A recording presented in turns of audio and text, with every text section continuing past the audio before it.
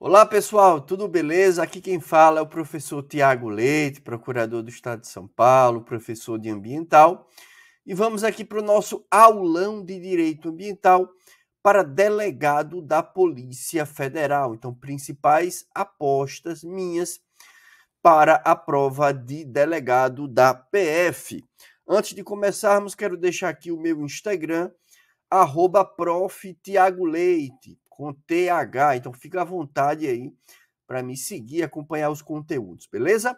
Então, vamos começar com teoria geral do direito ambiental. Então, eu separei aqui alguns conceitos básicos e princípios do direito ambiental. Então, vamos começar com conceito de meio ambiente. Lá no artigo 3º, inciso 1º da Lei da Política Nacional do Meio Ambiente, nós temos esse conceito que você está vendo aí.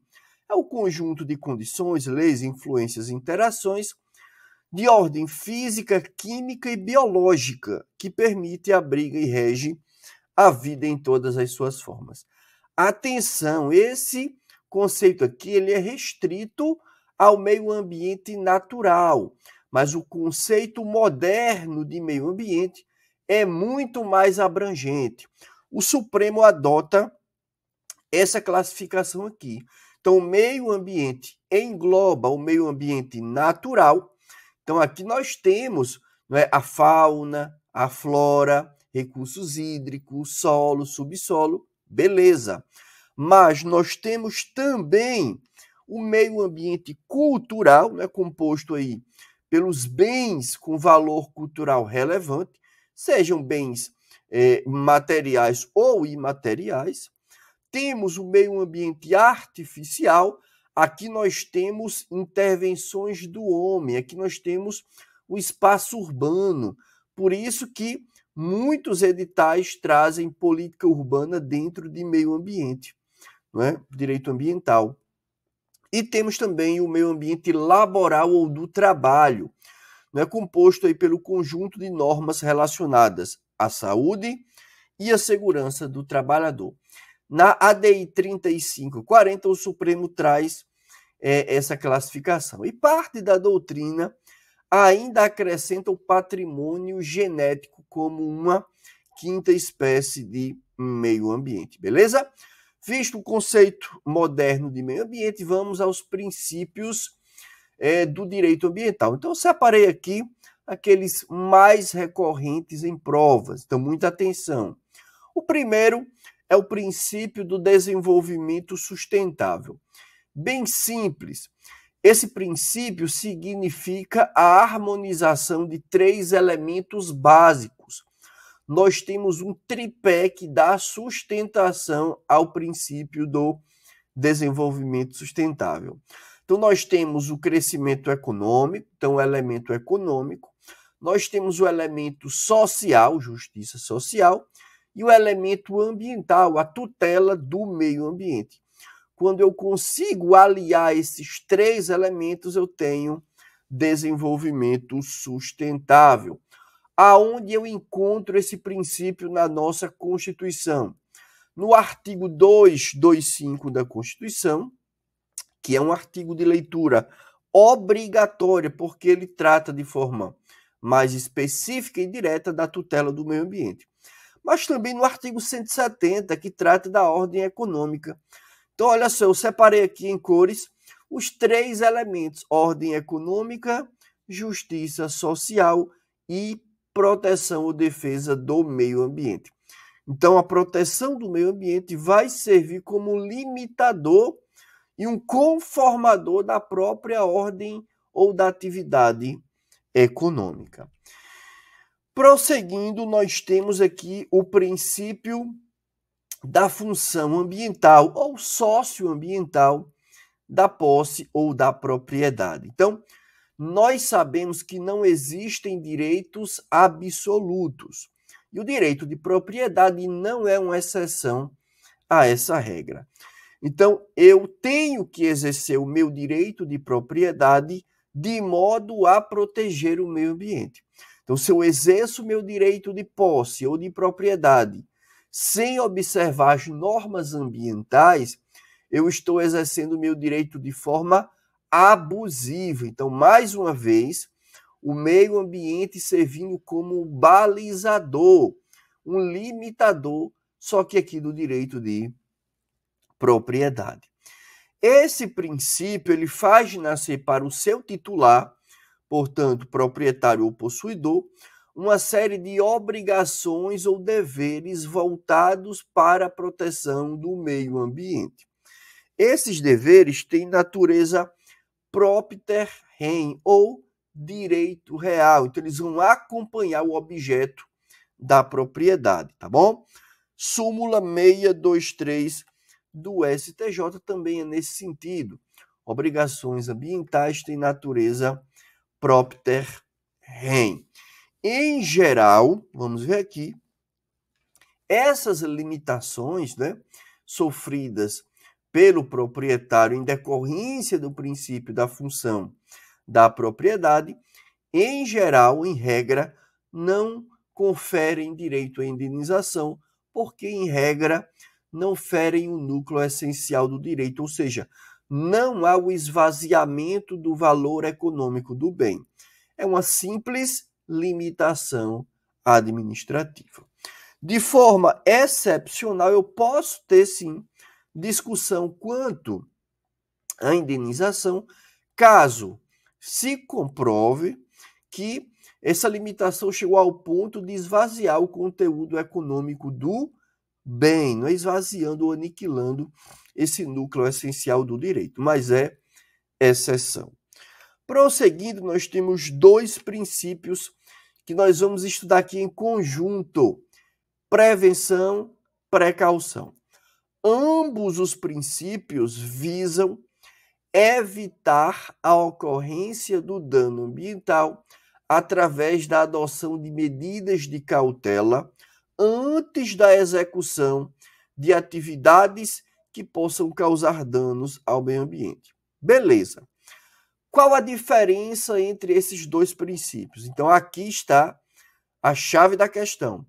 Quando os riscos ambientais do empreendimento são certos, conhecidos, previstos, eu utilizo prevenção.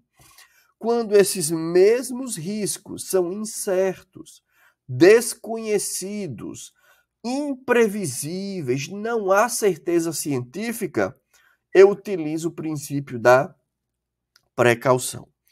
Atenção, o STJ utiliza o princípio da precaução para justificar a inversão do ônus da prova nas ações de degradação do meio ambiente. Já foi questão de prova também. Princípio do poluidor pagador. Então vamos lá. A ideia desse princípio não é que eu vou pagar para ter o direito de poluir. Nada disso. A ideia desse princípio é o empreendedor, aqui chamado de poluidor, ele deve arcar com os custos necessários para quê? Para evitar a ocorrência do dano ambiental. É o que a doutrina chama de internalização das externalidades negativas ambientais. O que é isso? Então, sim, todo empreendimento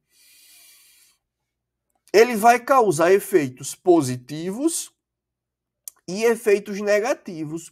Os efeitos positivos são externalidades positivas. Pode ser uma valorização imobiliária, criação de emprego, aumento da arrecadação tributária, né? Efeitos positivos. Só que esse mesmo empreendimento pode gerar efeitos negativos também.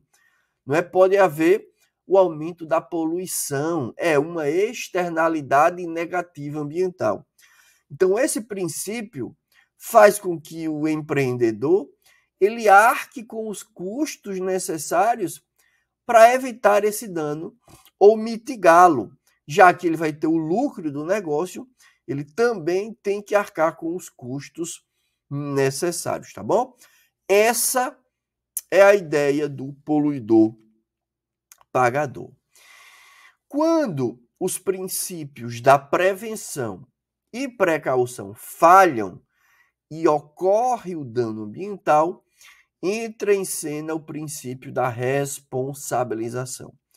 Aqui eu tenho a imputação ao poluidor, ao empreendedor, não é, do dever de reparar os danos ambientais causados ou de sofrer uma sanção, seja penal ou administrativa, né, decorrente do cometimento de um crime ambiental ou de uma infração administrativa ambiental. Nesses dois últimos casos, mesmo que não haja dano. Então, entra aí a responsabilização. Princípio da proibição do retrocesso ambiental, também chamado de efeito cliquet. Aqui nós temos um princípio constitucional implícito. Significa que o Estado, o poder público, a administração, não pode atuar de modo a fragilizar as conquistas ambientais já alcançadas. Então, é uma vedação voltada tanto para o legislador infraconstitucional, quanto para o constituinte derivado, né, o reformador, já que o direito ao meio ambiente, segundo o Supremo, é um direito fundamental de terceira geração, portanto, cláusula pétrea. Mas admite-se, excepcionalmente, como em casos de calamidade pública, urgência, força maior, não é que de forma temporária se flexibilize essa proibição do retrocesso, não é? Só que passando a situação excepcional, eu tenho que voltar ao estado anterior de proteção. Então é uma exceção. Portanto, características do efeito cliquet: princípio constitucional implícito, visa assegurar segurança jurídica, é garantidor da efetividade das normas constitucionais, e a gente viu que ele pode ser relativizado. Então, fechamos aqui essa parte de princípios e conceitos relacionados ao direito ambiental. Vamos passar para a competência, não é, ambiental. A forma de Estado adotada, não é, pela nossa Constituição é o federalismo, o que implica na coexistência de entes autônomos, União, Estados, DF e municípios. E a própria Constituição vem repartir competências entre esses entes autônomos. Então, nós temos basicamente dois tipos de competências. A competência formal ou legislativa, artigo 24 da Constituição, e a competência material ou administrativa, artigo 23. Competência legislativa, né, a prerrogativa para criar uma norma ambiental. Artigo 24, ela é concorrente entre União, Estados e DF. Perceba que os municípios não estão aqui no rol no caput do artigo 24. Mas isso não quer dizer que eles não possam legislar sobre meio ambiente. Podem sim, só que com base lá no artigo 30 da Constituição. Complementar ou suplementar a legislação federal e estadual e também tratar sobre matéria de interesse local. Nessa competência legislativa concorrente, cabe à União editar normas gerais e os estados normas específicas. As normas locais não podem contrariar as normas gerais, mas o Supremo entende que as normas locais podem aumentar a proteção do meio ambiente, tá bom? Isso não quer dizer que elas estejam contrariando a norma geral da União. E agora a competência material ou administrativa, artigo 23 da Constituição. Aqui ela não é concorrente, tá bom? Ela é comum, cumulativa ou paralela. Então aqui eu tenho União, Estados, DF e municípios. Exemplos de atuação na competência administrativa ou material: fiscalização ambiental, licenciamento ambiental, execução de políticas públicas ambientais, aplicação de poder de polícia ambiental. Então, eu vou aqui executar uma norma que já existe. Então, competência comum, artigo 23. Existe uma lei complementar, que é a Lei Complementar 140 de 2011, que vem repartir essas competências materiais ambientais para evitar sobreposição de atuação de um ente sobre outro, tá bom? Então, lá nos artigos 7º, 8º e 9º, nós temos essa divisão de competências. Artigo 7º, competências da União. Artigo 8º, dos Estados. E artigo 9º, dos municípios. Essa mesma Lei Complementar 140, lá no artigo 2º, traz alguns conceitos. E eu quero chamar a atenção aqui para dois conceitos que são parecidos, mas que não se confundem. Atuação supletiva versus atuação subsidiária. Então, qual é a diferença? Bora lá. Atuação supletiva é a ação de um ente que substitui um outro ente competente. Exemplo, vamos imaginar aqui que um empreendimento qualquer, uma indústria, vai ser licenciada pelo município, porque a abrangência do dano é simplesmente local. Ótimo. Só que esse município é muito pequeno, ele não tem órgão ambiental capacitado para isso. Nesse caso, ele vai ser o quê? Substituído pelo ente de maior grau. Está lá no artigo 15 da Lei Complementar 140. Então, o Estado substitui o município. O Estado vai licenciar, não é? E ele vai atuar de forma supletiva. Diferente da subsidiária. Por quê? Na atuação subsidiária, não há substituição. O que há é um simples pedido de ajuda, de auxílio, de cooperação. Então, nesse mesmo exemplo que eu dei, vamos só mudar aqui o tamanho do município. Vamos imaginar agora que é um município de pequeno porte, ou de médio porte. Ele já pode, sim, licenciar esse empreendimento, ele já tem condições. Só que ele pode pedir ajuda ao Estado. Quando o Estado ajuda o município, ele atua de forma subsidiária. Para isso, essa ajuda precisa ser solicitada pelo ente competente. Vamos agora para o SISNAMA, Sistema Nacional do Meio Ambiente. Está previsto na lei da PNMA. Esse sistema ele é um conjunto de órgãos e entidades de todas as unidades da federação, União, estados, DF, municípios, que vão atuar de forma conjunta, cooperativa, na proteção do meio ambiente.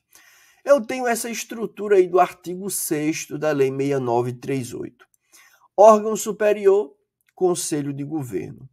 Órgão consultivo e deliberativo é o CONAMA, Conselho Nacional do Meio Ambiente. Órgão central, Ministério do Meio Ambiente. Órgãos executores, duas autarquias federais, o IBAMA e o ICMBio. Os estados entram como órgãos seccionais e os municípios entram como órgãos locais. Essa é a estrutura interfederativa do SISNAMA.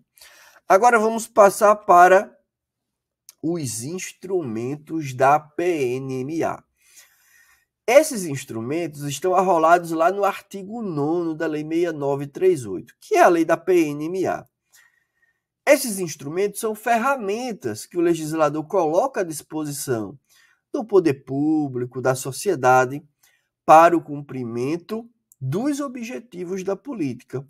Então vamos ver os principais instrumentos, começando pelos padrões de qualidade ambiental. Esse instrumento ele tem por fundamento o princípio do limite ou controle. E ele é voltado mais especificamente para o poder público. Então, o Estado tem o dever de estabelecer e cobrar a observância de padrões de qualidade ambiental. Nós percebemos esses padrões de uma forma mais clara nas resoluções do CONAMA. Temos também o zoneamento ambiental, também chamado de zoneamento ecológico-econômico.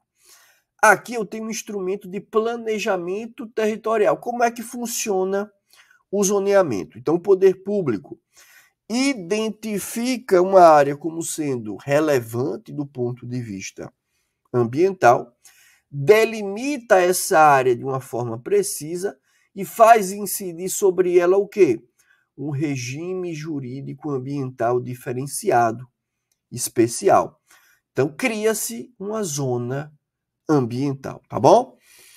Prosseguindo, nós temos a avaliação de impactos ambientais. Esse instrumento ele permite mensurar, medir, avaliar não só a qualidade, mas também a quantidade de impacto ambiental gerado por um empreendimento ou por uma atividade. Dentro dessa avaliação, eu tenho várias maneiras de fazer essa medição. Diagnósticos, relatórios, análises de risco, estudos ambientais. Dentre os estudos, o mais conhecido, o mais cobrado é o EIA-RIMA. E ele tem, inclusive, previsão na própria Constituição. Olha só, artigo 225.1.4, que diz: é dever do poder público exigir para a instalação de obra ou atividade que possa causar o quê? Significativa degradação do meio ambiente. Pode exigir o quê? O EIA-RIMA. Então perceba que esse estudo ele não será exigido para todo tipo de licenciamento, não. Apenas para aqueles empreendimentos que possam causar uma significativa degradação do meio ambiente. Licenciamento ambiental. Isso aqui talvez seja o mais cobrado instrumento da PNMA. Então, muita atenção. O que é o licenciamento ambiental? Licenciamento é um procedimento administrativo mediante o qual o órgão ambiental vai explorar atividades, não é, que possam causar danos ao meio ambiente, ou então que utilizem recursos ambientais. Então, no bojo do licenciamento, eu posso encontrar as licenças ambientais. Licença é ato administrativo. Licenciamento, procedimento. Então, competência para licenciar, comum, artigo 23 da Constituição. Artigos 7º, 8º e 9º da Lei Complementar 140 traz competências da União, dos estados e dos municípios. Nós temos um princípio que ele é específico do licenciamento ambiental, que é o princípio da unicidade do licenciamento.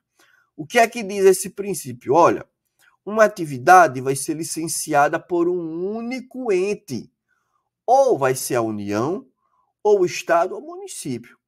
Eu não posso ter dois entes licenciando ao mesmo tempo. Quem vai definir o ente competente? Predominância do interesse. Então, lá nos artigos 7º, 8º e 9º da Lei Complementar 140, nós temos essa divisão também. Então, tanto na Resolução CONAMA 237, quanto no artigo 13 da Lei Complementar 140, nós temos a previsão dessa unicidade do licenciamento ambiental. Vamos ver um pouco agora das licenças ambientais. Nós temos 3 tipos de licenças ambientais. Então, a legislação federal traz 3 tipos de licenças. A primeira é a LP, licença prévia, né? É o ato concedido na fase preliminar do licenciamento. Essa licença tem dois grandes objetivos. Primeiro, aprovar a localização. Segundo, atestar a viabilidade ambiental desse empreendimento. Prazo de validade da LP, prazo mínimo previsto no cronograma. Prazo máximo, 5 anos. Segunda licença é a LI. Aqui eu tenho o ato administrativo que vai autorizar a instalação da estrutura, do maquinário desse empreendimento, para que no futuro ele possa entrar em operação. Então, eu tenho também um prazo de validade da LI, que é prazo mínimo, aquele estabelecido no cronograma, e o prazo máximo, 6 anos. Por último, eu tenho a LO. Aqui eu tenho o ato administrativo que, de fato, autoriza o início da operação, o funcionamento da atividade. Prazo de validade dessa licença. Prazo mínimo, 4 anos. Prazo máximo, 10 anos.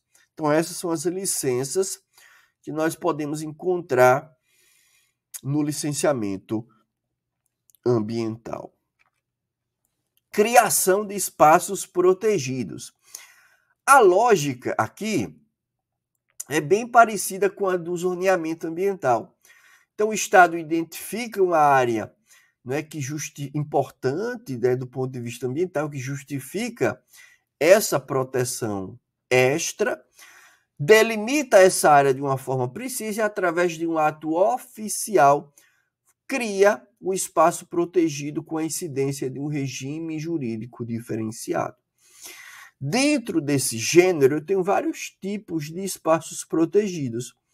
Unidades de conservação, da Lei 9985, APP do Código Florestal, Reserva Legal do Código Florestal também e outras áreas, tá bom?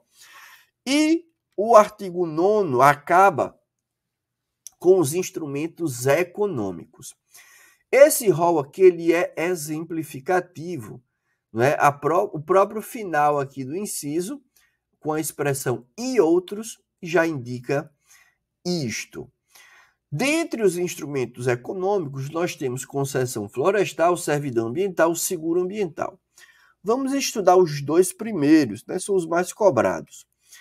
Concessão florestal. Então, o que é a concessão? É um contrato de concessão, firmado de um lado pelo poder concedente, entes políticos, do outro, pessoas jurídicas, que pode estar em consórcio ou não, é a concessionária.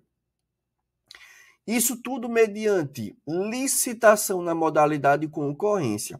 Então, através desse contrato, se transfere por um prazo determinado à concessionária o direito de explorar de forma sustentável os recursos florestais ou os serviços florestais.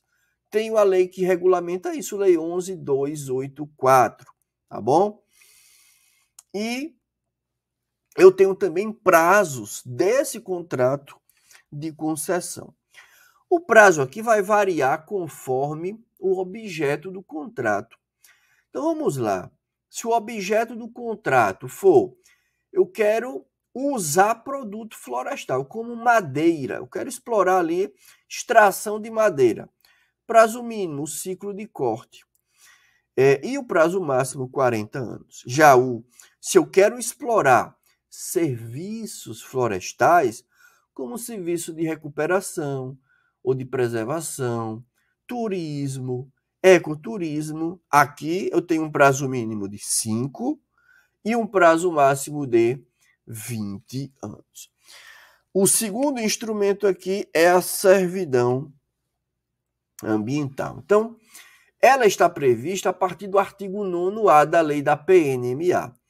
É uma espécie de servidão administrativa na qual o proprietário rural, aqui pode ser pessoa física, pessoa jurídica, de forma voluntária, vai renunciar, tanto em caráter permanente ou temporário, depende, vai depender do que o proprietário escolher, ele vai renunciar total ou parcialmente o direito de explorar os recursos naturais existentes dentro da área objeto da servidão.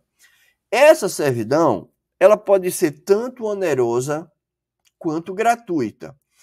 E se aperfeiçoa quando? Quando eu averbo lá no cartório de imóveis. Durante o período da servidão, eu não posso ter alteração da destinação da área. Além do mais, duas observações. Primeiro, se ela for temporária, tem que respeitar um período mínimo de 15 anos. Além do mais, eu não posso instituir servidão ambiental em APP ou reserva legal. Por quê? Porque essas áreas já possuem uma proteção legal. A ideia do legislador é fazer com que o proprietário escolha, eleja uma área até então desprotegida. Fechamos os instrumentos da PNMA. Vamos agora para o SNUC, Sistema Nacional de Unidades de Conservação. O SNUC está previsto e regulado na Lei 9985, por isso que ela é chamada Lei do SNUC. Mas o que é esse sistema? Ele é um conjunto de diretrizes, de procedimentos, de princípios, de ferramentas que permite tanto à administração pública quanto à iniciativa privada três coisas: a criação, a implantação e a gestão de espaços chamados unidades de conservação. O artigo 6º da Lei 9985 traz essa divisão, essa organização, na verdade, que é bem simples. Órgão central, Ministério do Meio Ambiente, vai coordenar o sistema. Órgão consultivo e deliberativo é o CONAMA, vai acompanhar a implementação do sistema. E como órgãos executores, eu tenho dezenas, centenas de órgãos. Em âmbito federal é o ICMBio, que é uma autarquia. Apenas supletivamente entra o IBAMA. Só que em âmbito estadual e municipal, eu tenho todos os entes, né, ou órgãos estaduais, do DF ou dos municípios, voltados para as unidades de conservação no âmbito dos seus respectivos territórios. Então, são eles que irão, de fato, executar, implementar, gerir as unidades de conservação, tá bom? Temos 12 tipos de unidades de conservação, 12. Essas 12 unidades estão divididas em dois grandes grupos: proteção integral e uso sustentável. Unidades de grupo, aqui, o grupo de proteção integral é um grupo mais restrito, mais protetivo, mais rigoroso. Aqui eu só posso ter o uso indireto dos recursos naturais. Eu tenho estação ecológica, reserva biológica, parque nacional, monumento natural e refúgio da vida silvestre. O segundo grupo ele é um pouco mais flexível. Eu tenho aqui a possibilidade do uso direto ou indireto dos recursos naturais, sem problema. E eu tenho 7 tipos de unidades: área de proteção ambiental, área de relevante interesse ecológico, floresta nacional e as reservas extrativista, de fauna, de desenvolvimento sustentável e a particular do patrimônio natural, tá bom? Para facilitar aí a sua memorização, olha só essa dica. Começou com a palavra reserva, é desse grupo, com exceção da reserva biológica. Começou com a palavra área, é desse grupo. E aí você só acrescenta a floresta nacional. Vamos aproveitar e falar também sobre corredor ecológico e zona de amortecimento. Corredor ecológico é a porção de ecossistema que vai ligar duas ou mais unidades de conservação. Esse corredor ele vai servir para permitir o fluxo, o intercâmbio, a troca da biota, da fauna, da flora, do material genético entre as unidades. Corredor ecológico nunca será obrigatório. Ele existirá quando for conveniente. Maravilha. Zona de amortecimento é o entorno da unidade, né? Serve para diminuir o impacto externo sobre a unidade. Zona de amortecimento, em regra, é obrigatório, menos para 2 unidades. Essas 2 não precisam. Quais são? Área de proteção ambiental e a RPPN, reserva particular. Essas 2 não precisam de zona de amortecimento, tá bom? Importante. Vamos prosseguir para licenciamento dentro das unidades de conservação. Então, para você nunca mais errar, eu tenho uma regra. Que regra é essa? O ente que cria a unidade vai ser o ente responsável por licenciar dentro dela. Beleza, muito tranquilo. Só existe uma exceção, que é a APA. Então, para a APA, né, que é a área de proteção ambiental, não importa o ente que criou a APA. Aqui o que vai importar é a abrangência do impacto. Abrangência local, município licencia. Abrangência estadual, Estado licencia. Abrangência nacional, União licencia. Essa exceção é apenas para a APA. Todas as demais seguem a regra. O ente que cria é o ente que vai licenciar. Critérios para criação, alteração ou extinção de unidades de conservação. Vou deixar a tela cheia aqui para você. Aqui também é muito simples. Sempre que eu for aumentar a proteção do meio ambiente, tá vendo aí de azul, eu aumento a proteção, criando uma unidade, ampliando uma unidade, ou trazendo ela para um regime mais protetivo, eu vou facilitar. Eu só preciso de ato do poder público. Pode ser lei, decreto ou MP. Agora, em verde, se eu for diminuir a proteção ambiental, extinguindo a unidade, diminuindo seus limites ou regredindo ela de grupo, eu vou dificultar ao máximo. Tem que ser lei em sentido estrito. Nós temos uma ADI 4717. Nessa ADI, o Supremo disse, olha, medida provisória não pode ser utilizada para diminuir os limites de uma unidade de conservação. Para a criação da unidade, além do ato do poder público, eu preciso de mais 2 requisitos: estudos técnicos e consulta pública. Estudo técnico, sem exceção. Todas precisam. Consulta pública, em regra, todas precisam, mas 2 não precisam. Estação ecológica e reserva biológica. Artigo 22 traz essa previsão. Então, fechamos aqui o SNUC. Bora lá para proteção às florestas, né? Nós temos o nosso Código Florestal, que é a Lei 12.651. A lógica do Código Florestal é: vamos compatibilizar, de um lado, exploração econômica dos recursos florestais, ao mesmo tempo em que eu protejo o meio ambiente. Então, é a própria ideia de desenvolvimento sustentável trazida para a proteção das florestas. Dentro do código, nós temos 2 áreas importantíssimas, que nós vamos estudar em detalhes: APP e reserva legal. APP, área de preservação permanente, o que é? Então, é uma área protegida por lei, que pode estar em área urbana ou rural, que pode estar coberta ou não por vegetação nativa e que tem uma função ambiental diferenciada, importante, que justifica essa proteção. Lá no artigo 4º do Código, nós temos uma série de APPs. Então, vamos ver aqui as principais. Começando pela mata ciliar de curso d'água natural. Então perceba que eu tenho um rio, por exemplo.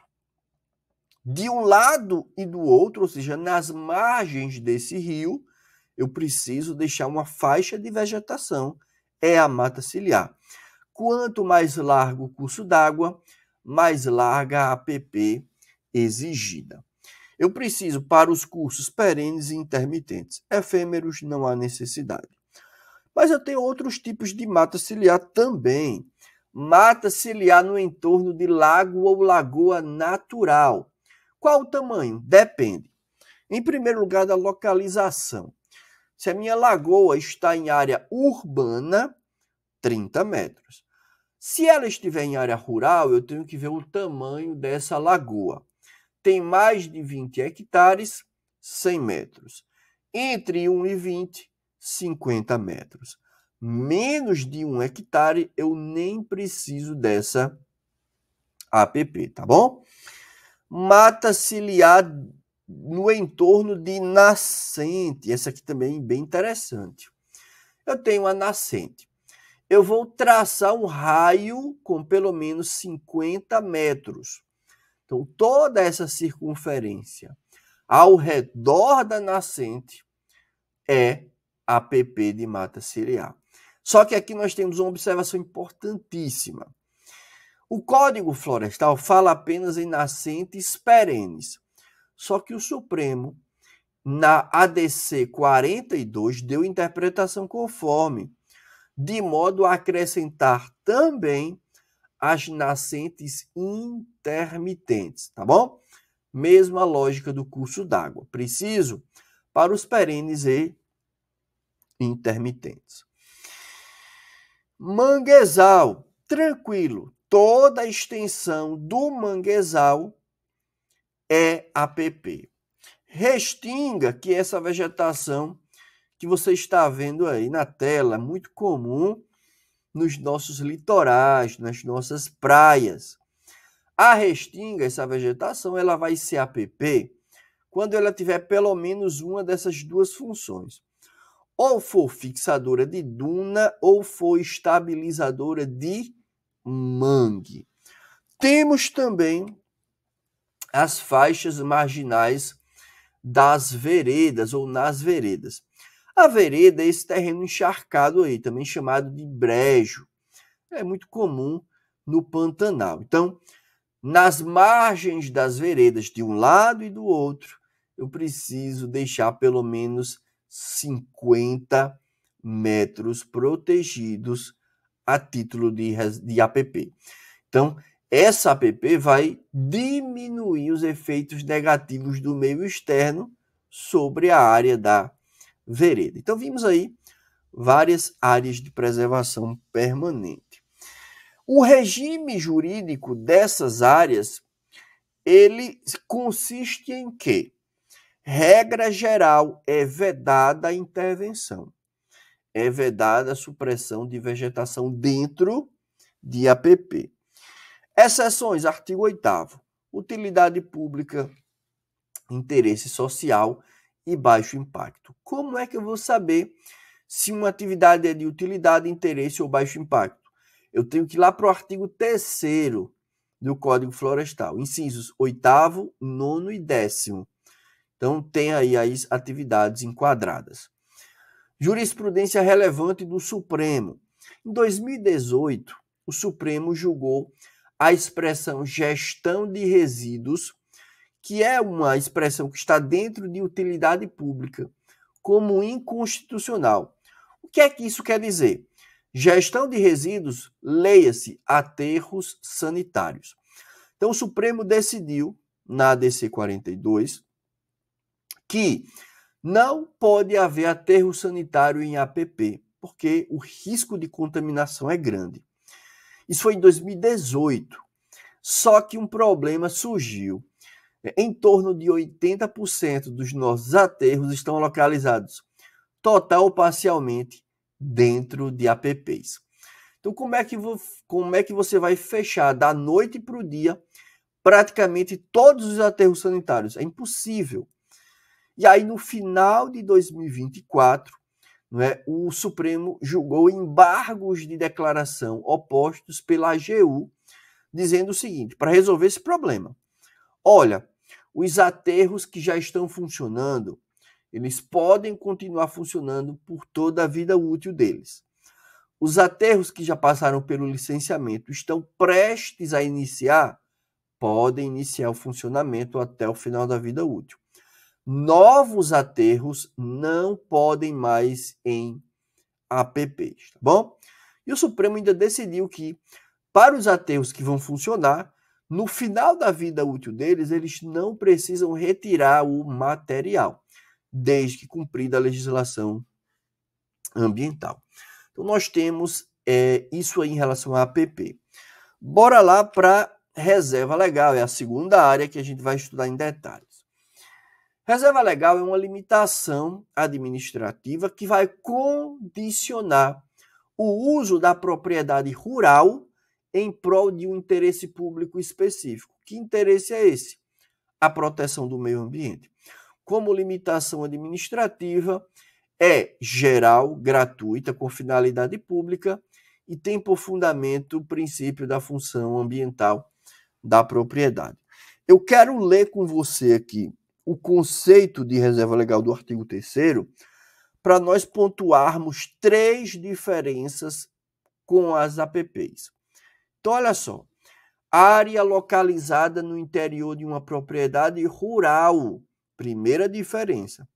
APP, área urbana ou rural, reserva legal somente dentro de propriedades rurais. Delimitada nos termos do artigo 12, a gente vai ver aqui no próximo slide. Então, enquanto as APPs são áreas específicas, é o manguezal, é a restinga, é a mata ciliar, é o topo de morro, aqui não. A gente vai ver que é uma porcentagem da área total. É a segunda diferença. Terceira diferença, com a função de assegurar o uso o quê? Econômico dos recursos naturais. Enquanto a ideia na APP é a não intervenção, a regra na reserva legal é a possibilidade da exploração econômica. Claro, desde que essa exploração se dê de forma sustentável. Artigo 12. Eu tenho aqui as áreas mínimas de reserva legal. Então, primeiro eu tenho que saber, a minha propriedade rural está dentro ou fora da Amazônia Legal? Professor, o que é Amazônia Legal? Artigo 3º, inciso 1. Tem dizendo lá o que é. Região Norte, um pedaço do Nordeste, um pedaço do Centro-Oeste. Se a minha propriedade está fora da Amazônia Legal, 20%. Se ela está dentro da Amazônia Legal, eu tenho que ver o bioma que prevalece. É floresta? 80%. Cerrado, 35%. Campos Gerais, 20%. Tá bom? Só que o código traz algumas exceções. Algumas propriedades não precisam deixar reserva legal. Se a minha propriedade rural abriga um empreendimento voltado para abastecimento público de água, tratamento de esgoto, geração ou transmissão de energia, ou sirva para rodovias, ferrovias, não preciso deixar a reserva legal. Por quê? Porque aqui eu tenho um outro interesse público que também merece ser protegido, que é o de proporcionar à população obras de infraestrutura básica. Nós estamos falando de água, de esgoto, de energia, de transporte, tá bom? E uma inovação do atual Código Florestal é a possibilidade do cômputo das APPs no percentual de reserva legal. Então, o que é isso? É aproveitar as APPs existentes na minha propriedade para já contar ao mesmo tempo como reserva legal. Esse cômputo, ele faz com que o proprietário tenha mais áreas livres para ele explorar. Então, ele pode fazer esse cômputo. Agora eu preciso de 3 requisitos cumulativos. Esse benefício não pode implicar em novos desmatamentos ou uso alternativo do solo. A área de APP tem que estar conservada ou pelo menos em processo de recuperação. E, por último, o proprietário deve pelo menos ter solicitado a inclusão do imóvel no CAR, que é o Cadastro Ambiental Rural. Cumpridos os 3 requisitos, eu posso sim ter o cômputo das APPs no percentual de reserva legal. Jurisprudência do STJ. Esse cômputo ele não pode retroagir para fatos abarcados pelo antigo código, já que o antigo código não previa essa possibilidade. Fechamos legislação florestal, bora para responsabilidade. Tema mais importante, mais cobrado do direito ambiental, não só para a prova de delegados, mas carreiras jurídicas como um todo. Magistratura, MP, procuradoria, delegado. Né? Então vamos lá. Fundamento, artigo 225.3 da Constituição. As condutas, né, e atividades lesivas ao meio ambiente sujeitarão os infratores. Quem pode ser considerado infrator? Pessoa física, pessoa jurídica de direito público, pessoa jurídica de direito privado. Então, há 3 tipos de sanções: penais, administrativas, além da responsabilidade civil, que é a obrigação de reparar os danos causados. Então, a simples leitura aqui do 225.3 já nos permite enxergar uma tríplice responsabilização. O mesmo fato pode atrair a tríplice responsabilização. Cada uma dessas instâncias possui as suas próprias características. Olha só esse quadro, eu vou deixar aqui a tela cheia, faz um print dele, porque pode te ajudar bastante aí na hora da prova, né, para memorizar também um pouco antes. Então perceba aí que a responsabilidade civil é a mais diferente. Por quê? É a única que é objetiva, portanto, não depende de culpa ou dolo.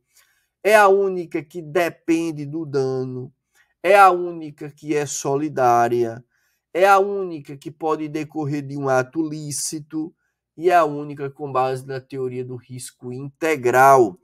Essa teoria fortalece o nexo de causalidade, afastando excludentes de responsabilização, como caso fortuito, força maior, culpa de terceiro, culpa da vítima. Já as responsabilidades penal e administrativa são bem parecidas. Ambas precisam de culpa ou dolo, não dependem do dano, só podem ser imputadas à pessoa do infrator, e ambas com base na teoria da culpabilidade, tá bom?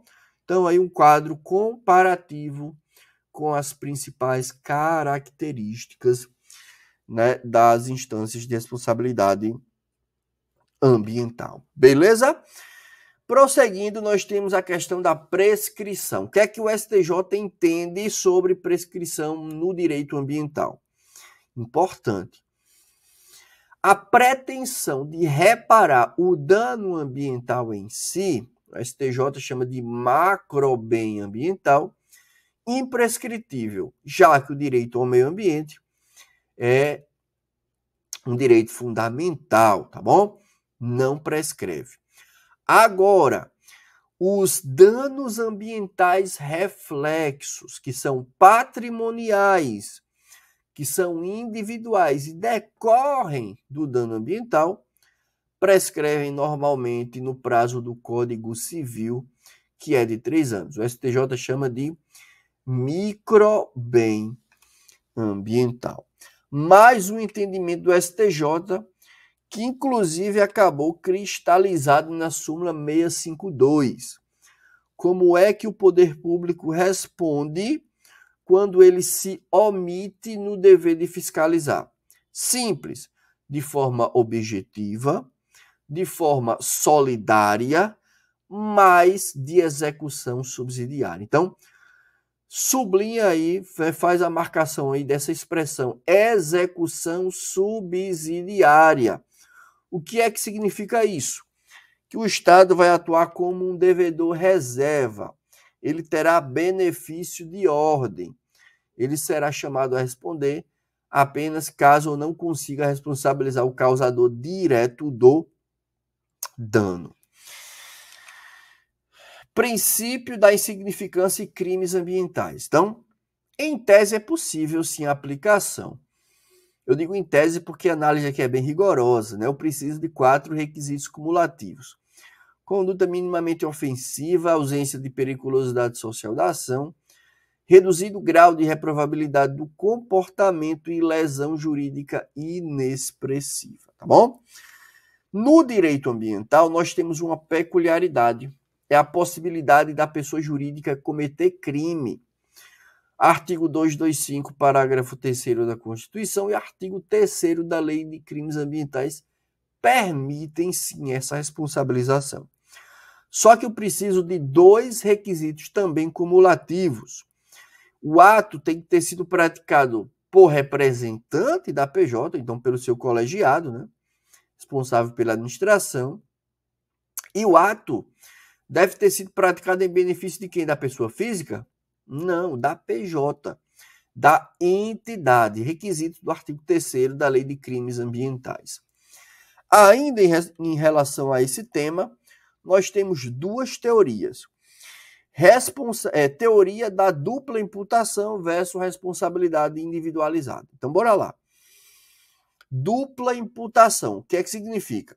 Essa teoria diz o seguinte, eu só posso responsabilizar criminalmente a PJ por um crime ambiental se eu conseguir necessariamente responsabilizar a pessoa física.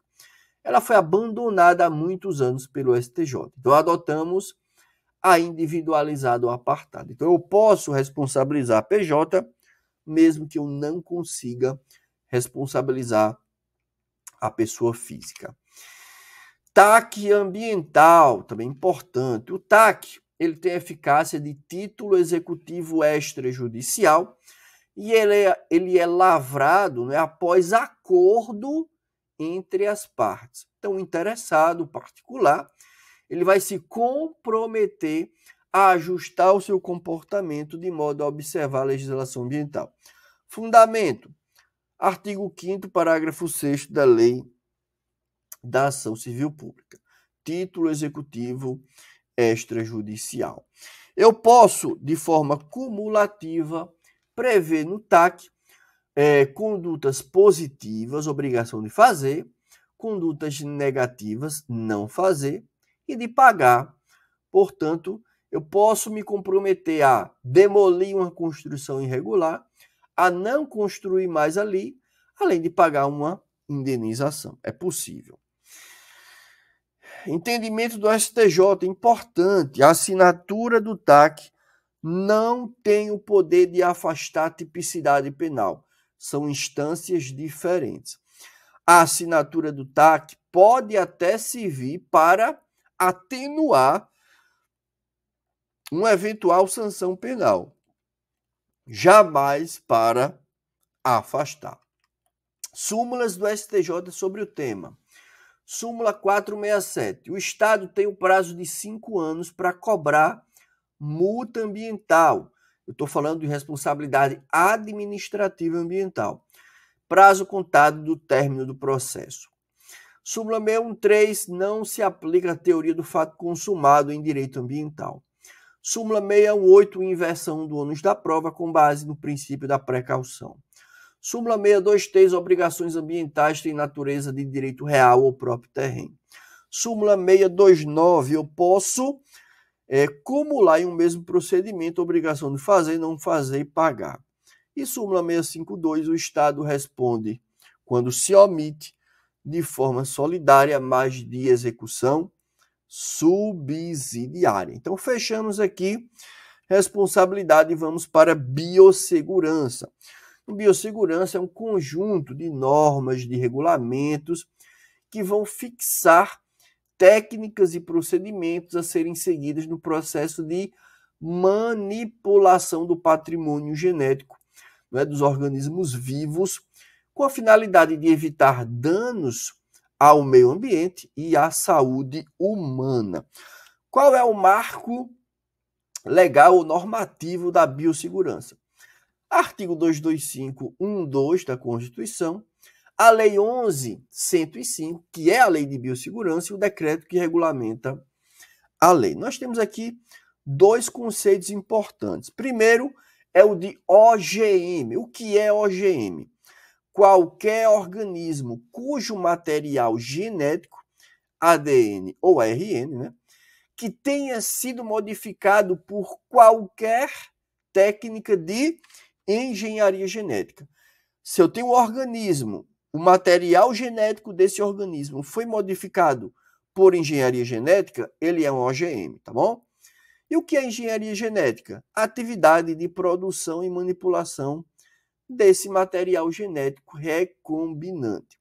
Então, conceitos fundamentais para entender biossegurança.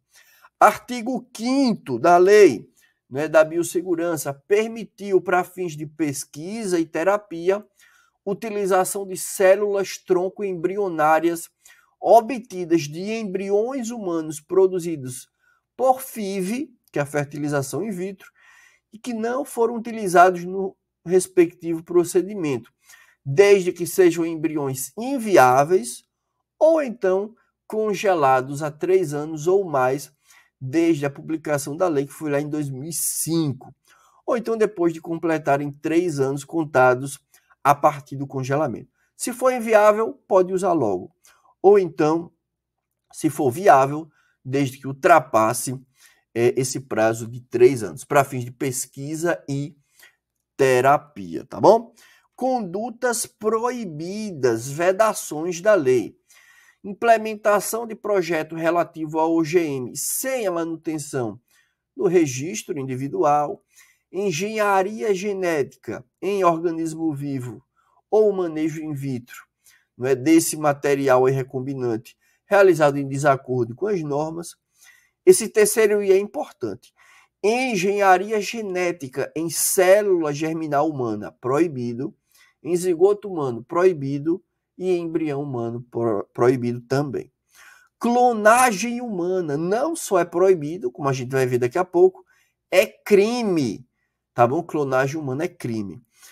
E destruição ou descarte no meio ambiente de OGM ou derivados sem observar as normas, liberação no meio ambiente de OGM ou seus derivados sem a decisão técnica favorável da Comissão Técnica Nacional de Biossegurança, e nos casos de liberação comercial sem o parecer técnico favorável da CTN-Bio, ou sem o licenciamento do órgão ambiental responsável, quando a CTN-Bio considerar a atividade potencialmente causadora de degradação ambiental, ou então sem aprovação do Conselho Nacional de Biossegurança, quando o processo tenha sido por ele avocado. Então, sem as autorizações, né? E, por último, a utilização, comercialização, registro, patenteamento e licenciamento de tecnologias genéticas de restrição do uso. E o que é isso? Restrição do uso. Qualquer processo de intervenção humana para geração, multiplicação de plantas geneticamente modificadas para produzir estruturas reprodutivas estéreis, portanto, sem capacidade de reprodução, tá bom? Então, essas são as proibições. Nós temos também um rol que não só são proibidos, mas são crimes. Então, vamos nos ater aqui para a gente finalizar nosso aulão. Crimes relacionados à biossegurança. Primeiro, utilizar embrião humano em desacordo com o artigo 5º que a gente viu, fins de pesquisa, né? Células tronco embrionárias, né? Pesquisa ou terapia. Se eu utilizo o embrião humano sem observar o artigo 5º, crime de detenção de 1 a 3 anos e multa. Praticar engenharia genética em célula germinal humana, zigoto humano ou embrião humano também é crime. Reclusão de 1 a 4 anos e multa. Clonagem humana, crime, reclusão 2 a 5 anos e multa. Liberar ou descartar OGM no meio ambiente em desacordo com as normas, reclusão de 1 a 4 anos e multa. E aí eu tenho as agravantes desse crime, né? Se resultar dano à propriedade, dano ao meio ambiente, lesão corporal ou até morte, né? Podendo chegar aí até o dobro de aumento de pena. Utilizar, comercializar, registrar, patentear e licenciar tecnologias genéticas de restrição do uso, reclusão de 2 a 5 anos e multa. E, por fim, produzir, armazenar, transportar, comercializar, importar ou exportar OGM ou seus derivados sem autorização e desacordo com as normas, reclusão de 1 a 2 anos e multa. Então é isso, chegamos aqui ao final do nosso aulão de direito ambiental para a prova de delegado da Polícia Federal. Quero desejar boa sorte nos estudos, boa sorte na prova e até uma próxima oportunidade.